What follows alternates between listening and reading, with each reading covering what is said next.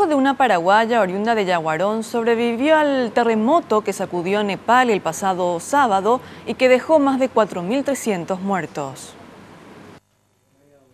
Nilton Duarte Lima es un ciudadano brasileño de 38 años, hijo de una paraguaya de nombre Lolita Duarte, de 74 años, oriunda de la ciudad de Yaguarón.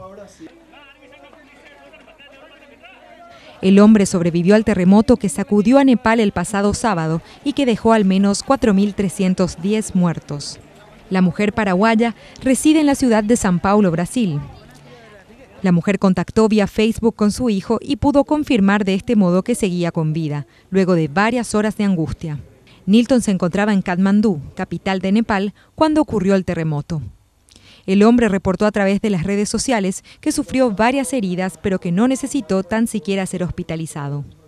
También comentó que fue asistido por sus amigos y que perdió a varios de ellos en la tragedia natural. Hoy martes, en su muro de Facebook, informó que se encontraba asistiendo a 600 familias como voluntario de la organización internacional Alimentos para la Vida. Reportó que en la ciudad no hay electricidad desde hace 2 días y que esta organización no recibe ayuda de las autoridades locales. El hombre, que se desempeña como gerente administrativo de la firma New Space BPO, según su perfil en Facebook, habilitó una cuenta personal en el Banco do Brasil y pidió colaboración para ayudar a las familias damnificadas por el terremoto.